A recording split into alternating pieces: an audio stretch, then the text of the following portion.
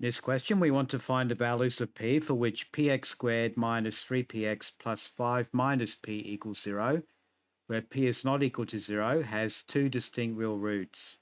So an equation with two distinct real roots means that your discriminant, b squared minus 4ac, will be greater than 0. So let's write down our question again. We have px squared minus 3px plus 5 minus p equals 0. So looking at our question, we can see that a is going to be equal to p, b will be equal to negative 3p, and c will be equal to 5 minus p.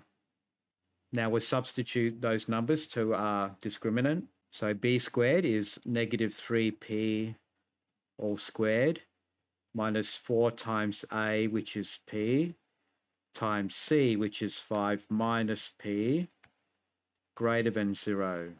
So that would give us 9p squared minus 4p times 5 minus p greater than 0, which will give us 9p squared minus 4p times 5, which is minus 20p. Negative 4p times negative p will be plus 4p squared greater than 0. Simplifying further, we'll have 13p squared minus 20p greater than 0. So we have a quadratic inequality to solve. So looking at that, we can factorize out the p.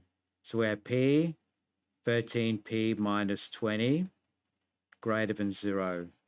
So let's solve this using a graphical method. So we'll let p 13p minus 20 equals 0. So your critical points will be p equals 0 and 20 on 13. We'll draw a quick graph where we have p, and we have one critical point, which is 0, and the other critical point is 20 on 13. Note that your graph will open upwards because this value, 13, is positive. So we can sketch the graph like that. Refer back to your original inequality.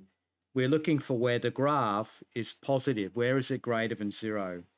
That's going to have to be in this direction and in this direction. This is where your graph lies above the x-axis.